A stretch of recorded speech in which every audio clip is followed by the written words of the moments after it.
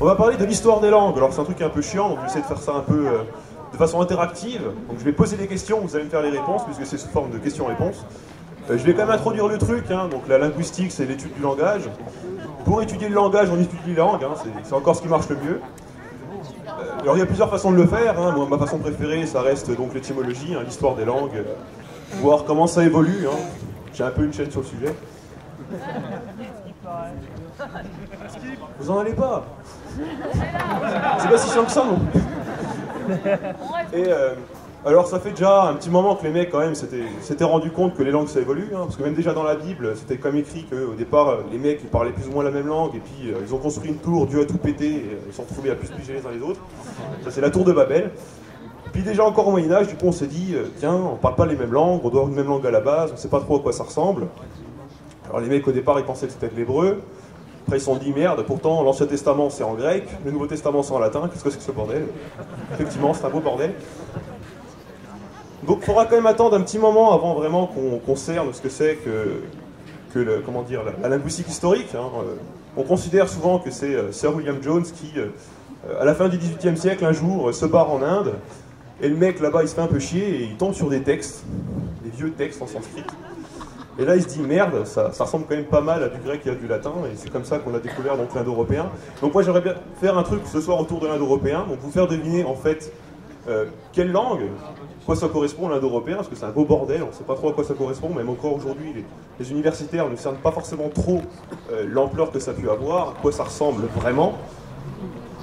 Donc je vais vous poser des questions toutes bêtes. J'espère pouvoir avoir des réponses, donc n'hésitez pas non plus à les gueuler, hein, histoire que je puisse les avoir. Donc en fait, on va peut-être un peu schématiser avant. Les langues, il faut voir ça comme une famille en fait. Un peu comme vous, vous avez vous, vos parents, vos grands-parents, des frères, des sœurs, c'est un peu pareil pour les langues. Hein. Donc, première question, quelles sont pour vous donc les langues sœurs, ou les langues cousines du français? Alors, le suisse déjà, on va mettre ça à part, c'est pas une langue. J'ai entendu l'italien. Espagnol, oui, l'italien, oui, je dis oui. Le roumain, je dis oui. Le portugais, je dis oui. Le catalan. Et de quelle famille est-ce qu'on pourrait les mettre? Dans quelle famille? Les langues romanes, on va dire. Latine, c'est un peu... Et j'ai entendu là-bas le latin, alors ça c'est plutôt la maman, tu vois. Sachant que en fait le latin c'est pas vraiment le latin classique, pas vraiment le latin qu'on vous apprend à l'école, le truc chiant avec les déclinaisons, tout ce bordel, là c'est pas vraiment de celui-là que vient le français, c'est plutôt le latin vulgaire, le latin que les bouseux parlaient à l'époque. Le bas peuple, celui qu'on nous apprend pas vraiment à l'école. Donc oui, le français, le beau et pur français d'aujourd'hui, ben, c'est le latin de merde de l'époque, hein, voilà. Faut le dire.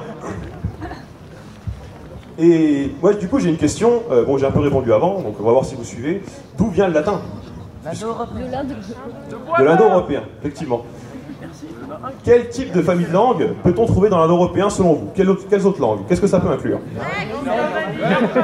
Alors, les langues germaniques, j'entends oui. Quelle langue germanique? Est-ce que vous en connaissez? L'allemand. L'autrichien. L'anglais. Alors l'autrichien, ouais, c'est un beau bordel, c'est une espèce d'allemand bizarre. Le néerlandais. Le russe, non. Ça part, c'est l'oxlave, l'alsacien. L'autrichien. Le croate, c'est cela aussi. L'islandais, les langues scandinaves, effectivement, les langues scandinaves. L'allemand, oui, on en a déjà parlé. Bavarois. L'autrichien c'est du bavarois, hein, pour faire court, pour ceux qui ont dit autrichien. Donc effectivement on a par exemple une langue germanique, j'ai entendu tout à l'heure parler de breton. J'ai entendu parler de breton. Effectivement, on trouve aussi également les langues celtes dans les langues indo-européennes. Qu'est-ce que vous connaissez comme langue celte à part le breton peut-être? L'irlandais. Le gaélique, donc l'irlandais. Hein. On va également trouver le gallois, si vous connaissez. L'irlandais, oui, ça a déjà été dit. Bien, le manois, effectivement. Bon, c'est un peu mort, hein. Ça fait à peu près 400 ans qu'il n'y a plus un mec qui le parle, mais ouais, ça passe. Donc les langues slaves, on a également parlé des langues slaves, donc le russe, le croate, ça a déjà été dit. Le serbe, le polonais, le tchèque. Alors le finnois, pas du tout, à part, rien à voir. Le flamand, c'est germanique. Le tchèque.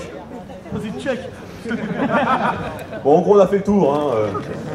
Maintenant, on va quand même taper dans des familles peut-être un peu plus exotiques. L'arménien, bien l'arménien, très bien. C'est probablement la langue indo-européenne la plus what the fuck qui existe, mais c'est bien. Qu'est-ce qu'il pourrait avoir d'autre comme langue, selon vous, qui pourrait être inclus dans l'indo-européen? Alors le basque, ça n'a absolument rien à voir. On ne sait pas d'où ça vient. C'est peut-être des mecs qui étaient dans la forêt, là-haut, dans les montagnes. Un jour, ils se sont dit, merde, on a des voisins. Tiens, c'est des indo-européens, mais nous, on parle de notre truc à nous. C'est un peu what the fuck, pareil, c'est bizarre, mais on le garde. Hein. L'arabe, non, rien à voir. L'hindi, très bien, qui est probablement d'ailleurs la langue indo-européenne la plus parlée aujourd'hui. Il faut savoir que les langues indo-européennes sont les langues les plus parlées aujourd'hui dans le monde. Hein. Donc l'hindi, effectivement. Alors, on va pas faire toutes les langues d'Inde, parce qu'il y en a quand même un sacré paquet. Ils sont plusieurs à chaque fois, plusieurs millions à les parler, des centaines de millions. C'est un beau bordel. Par contre, il y a une langue qui est relativement, alors, pas très proche, mais relativement proche de l'hindi, qui est également une langue indo-européenne. Non, pas le tibétain. Non. Non, c'est une langue qui est parlée, alors, géographie du soir, oulala, c'est... à l'ouest de l'Inde, à l'ouest. Qu'est-ce que vous pouvez trouver comme pays? Le balouche est une langue indo-européenne. C'est l'iranien, tout simplement. L'iranien est une langue indo-européenne, également. Alors en Afghanistan, on parle des langues bizarres, mais il y a pas mal de langues indo-européennes dans le lot, ouais. Non, rien à voir non plus. Le turc, rien à voir. Le kurde est une langue indo-européenne. Bien joué, c'est une langue iranienne d'ailleurs. Donc pour l'instant, on a le turc, c'en est pas une. Pour l'instant, on a donc le celte, on a le latin, les langues germaniques, les langues slaves, le grec. Effectivement, les langues grecques. Donc aujourd'hui, on n'a plus que le grec, mais à l'époque, il y en avait quand même 2-3 autres. Le persan, qui est donc iranien. Du coup, on en est où dans ce bordel? On a le latin, les langues germaniques, les langues celtes, l'hindi. Quoi? Alors le yiddish, ouais, mais c'est un cas un peu particulier, mais oui, c'est indo-européen à base, en tout cas c'est une base germanique, le yiddish, avec beaucoup d'apports slaves et beaucoup d'apports aussi hébreux. Et du coup, l'hébreu, non. En fait, on a déjà deux familles de langues qui ont complètement disparu. Ces deux familles de langues, c'est le tokarien, c'est une langue qui est parlée, qui était parlée dans le bassin du Tarim, donc ça se trouve à l'ouest de la Chine. On a été très loin, hein. Ils ont retrouvé des mecs un peu roux là-bas, ils se sont dit tiens c'est quoi ce bordel? C'était des Indo-Européens qui s'étaient bien paumés. Et on trouve également l'anatolien qui était donc parlé en Anatolie aujourd'hui, donc en Turquie actuelle, qui est...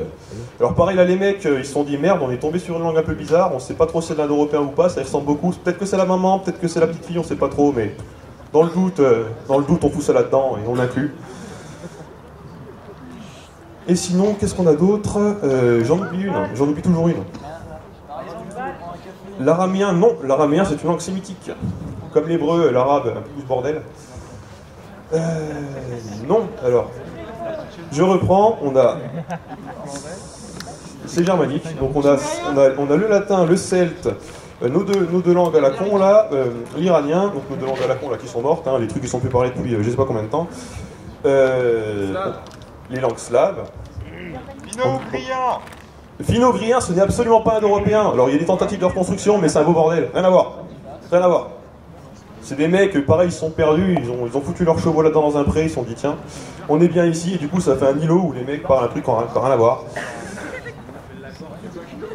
Et ça me perturbe, parce que j'oublie une famille de langues. L'albanais est indo-européen aussi. Rien à voir, pareil. C'est un truc un peu bizarre, what the fuck. Et combien de temps il me reste en fait? 10 minutes. Ben, j'ai fait la moitié où je vous posais des questions, peut-être l'autre moitié où vous me posez des questions. Ça peut être sympa. Vous pouvez les gueuler. Tu peux te mettre à poil. Le chinois, c'est une langue. Déjà, quel chinois? Parce qu'il n'existe pas un chinois, il existe plein de langues chinoises. Le mandarin, par exemple. Alors, il faut partir en fait d'un groupe, d'une famille de langues qui leur appartient, une famille de langues assez propre, dans laquelle on va retrouver par exemple également le thaï. On va retrouver les langues qui sont parlées dans l'Asie du Sud-Est, tout simplement. Il y a également d'autres langues chinoises, comme le cantonais, le wu, le hakka, je ne sais pas trop quelle langue. Je ne parle pas ces langues. Le japonais. Et le japonais, non, alors le japonais, j'ai quelques problèmes avec le japonais. En tout cas, on ne sait pas trop d'où ça vient. Le japonais, on sait que c'est du japonais, et on n'arrive pas à le rattacher avec quoi que ce soit autour, en tout cas. Le coréen, pareil. On ne sait pas trop d'où ça vient. Alors, oh, très bonne question. Ouh là là. En fait, on va parler peut-être un peu de la méthode de reconstruction. En fait, on s'est rendu compte que les langues se ressemblaient en regardant les textes, tout simplement parce que déjà, d'un point de vue lexical, il y avait 2-3 mots qui se ressemblaient et 2-3 mots qui revenaient assez souvent. Rien que le mot pour père, par exemple, le mot pour père dans toutes les langues indo-européennes, ça va être en rapport avec, enfin, la racine indo-européenne est pater, et on retrouve ça dans toutes les langues indo-européennes, en tout cas aussi loin que je sache. Pareil pour mère, pour tout ce qui est de la structure familiale, pour tout ce qui est des mots simples, des animaux courants dans le paysage indo-européen, tout ça on va le retrouver partout, mais également des bases grammaticales, tout simplement. On vous a sûrement emmerdé à l'école, si vous avez fait de l'allemand avec le nominatif, les déclinaisons, tout ça.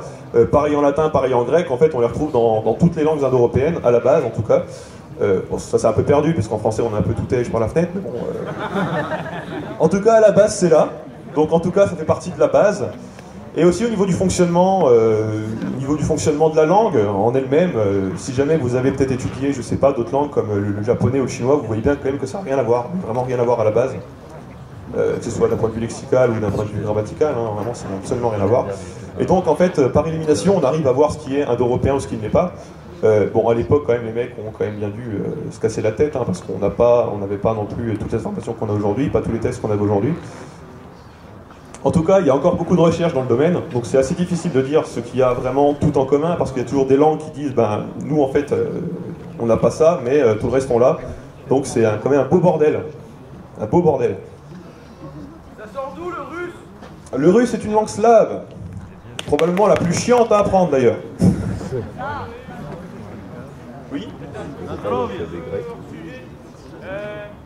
Pour les langues qu'on n'a jamais entendues, comme par exemple l'égyptien, l'ancien, Oui. comment on peut partir de symboles et retrouver une langue ancienne? En fait, il y a plusieurs façons. En fait, il faut savoir que le copte d'aujourd'hui descend de l'égyptien d'époque, et que le copte en fait s'écrit avec un alphabet qui est donc l'alphabet copte, qui est un alphabet qui ressemble beaucoup en fait à l'alphabet grec. Déjà, d'une part. Ensuite, on a des méthodes de comparaison où tout simplement, on sait qu'il y a des textes qu'on... alors, je sais pas, je m'avance peut-être un peu trop pour l'égyptien, mais je sais que par exemple pour des textes, pour la reconstruction, par exemple des phonèmes, enfin ou des sons en indo-européen, on se base par exemple, on sait que dans certains textes, les mots riment par exemple, parce que ce sont des poèmes. Donc on sait qu'à l'époque, telle chose devait rimer avec tel truc. Ou tout simplement en comparant, ou alors si jamais il y a des traces, tout simplement parce que c'est aussi possible qu'il y ait des documents qui montrent, comment dire, un peu comme nous à l'école, comment est-ce qu'on doit prononcer tel truc ou comment est-ce qu'on doit prononcer tel truc. Alors ça va être notamment chez les Grecs ou chez d'autres langues. Et également pour la méthode de reconstruction, ce qui peut être intéressant, c'est d'avoir des textes écrits en 2 ou 3 langues, en fait des textes multilingues, des traductions. Et on peut, grâce à ces traductions ou grâce aux emprunts dans d'autres langues, voir à peu près à quoi ça correspond, tout simplement. Même si, alors je ne sais pas pour l'égyptien de l'époque, c'est peut-être un peu plus chaotique, tout simplement aussi parce que la structure de la langue s'y prête beaucoup moins, puisque ça fait partie des langues sémitiques, si je ne dis pas de bêtises. Donc les langues sémitiques, les voyelles sont beaucoup moins importantes dans la grammaire, alors qu'elles sont fondamentales dans d'autres. Donc je ne sais pas forcément comment ça marche, mais en tout cas, c'est multifactoriel en fait. Et c'est jamais très sûr, en tout cas. C'est jamais sûr à 100%. Des questions? Comment? Alors, les Indiens d'Amérique, ils ont juste un beau bordel, il y a juste des familles partout, on sait absolument pas d'où ça vient. Et en tout cas, ce dont on est sûr, c'est que les langues... alors on sait très bien que les populations amérindiennes sont passées par le détroit de Bering. Le truc, c'est qu'on est sûr que leurs langues n'ont absolument rien à voir avec les langues de l'autre côté du détroit. Donc on sait très bien que ça n'a absolument rien à voir. Donc a priori que les langues d'Amérique se sont développées plus tard, après.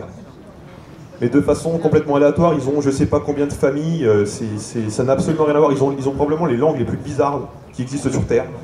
Clairement, c'est juste pas possible. Enfin, le mec qui est pas né là-bas, il en parle pas, c'est pas possible, quoi.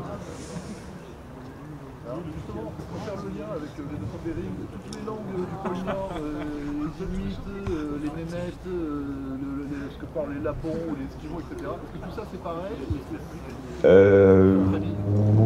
Oui et non. Par exemple, Alors oui, par exemple, ce qu'on va trouver au Groenland, ce qu'on va trouver au Canada, ouais, typiquement, ouais. Ouais, ça va être ce qu'on appelle l'iniktut, enfin un truc à la con, là, avec out à la fin.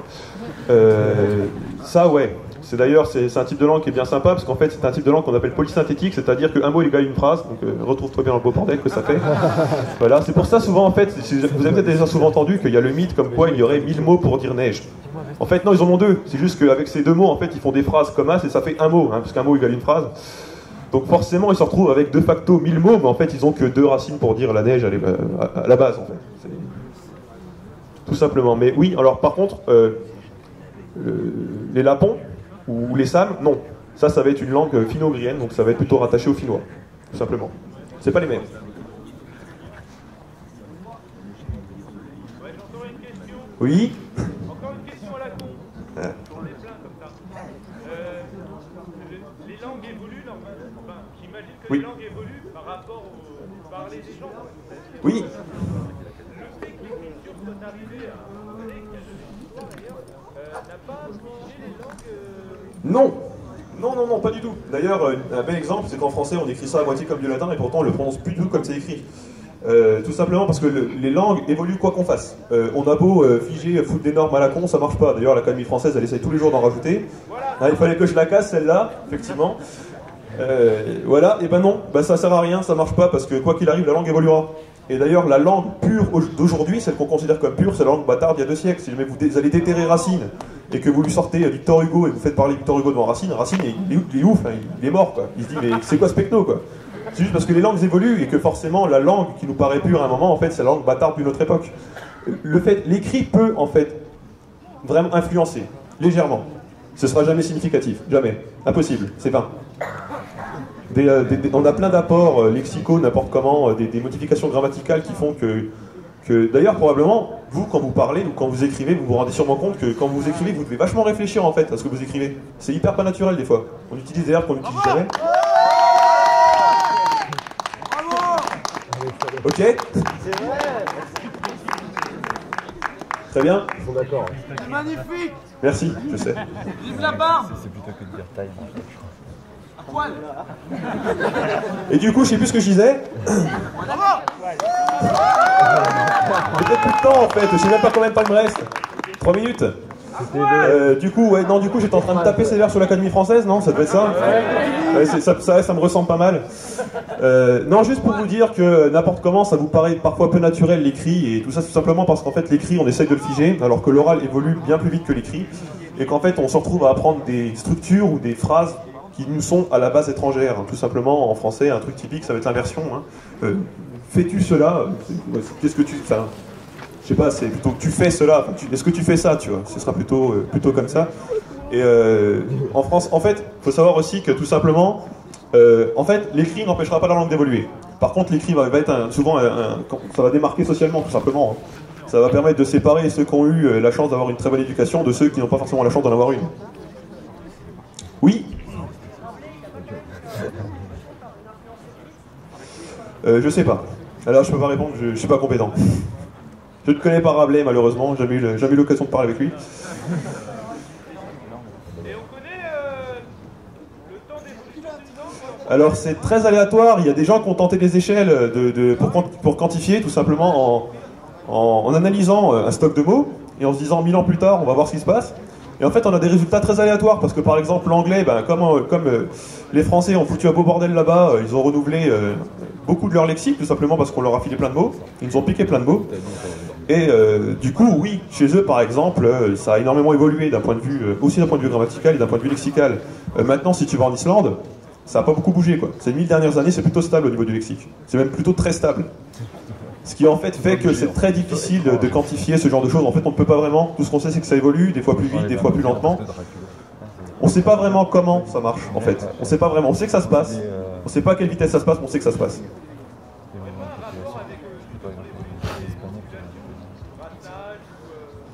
Alors oui, et bien sûr, il y a des phénomènes d'influence significatifs qui font que les langues prennent à d'autres des mots ou des structures.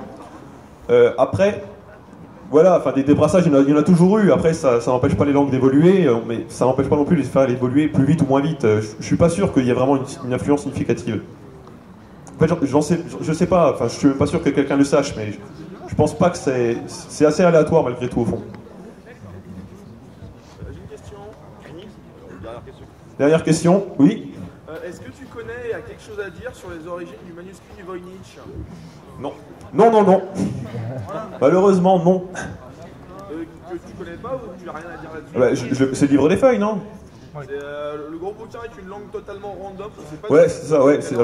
Alors c'est très drôle, mais en fait, il y a plein de trucs où on s'est retrouvé à étudier à la fac, où en fait on s'est dit, tiens, ça c'est sympa, c'est une écriture, on sait pas trop ce que c'est, mais en fait on sait pas non plus si c'est pas un mec qui s'est amusé à dessiner des trucs. Donc on sait pas. Soit c'est un texte avec une langue hyper trop bien, si on découvre ça révolutionne la linguistique, ou alors c'est juste un mec random qui a fait des dessins. C'est le problème en fait. Si on n'a pas de point de comparaison, c'est très difficile. Ce que j'ai vu, c'est que les mecs avaient quand même trouvé qu'il y avait des structures cohérentes, mais. Ouais, mais bon, voilà. Enfin, après, des mecs qui créent des langues et des mecs qui écrivent des alphabets, il y en a plein. Ça, c'est. Tolkien, entre autres, mais c'est pas le seul, il y en a plein. Il y en a plein. Et puis des mecs qui crèvent avant de le rendre public, je pense qu'il y en a une paire aussi. Quoi. Alors après, forcément, ça fait un peu mindfuck pour les linguistes qui passent derrière, mais. Que veux-tu, hein. Je pense qu'on est au bout, non? Ouais, carrément. Pas très bien.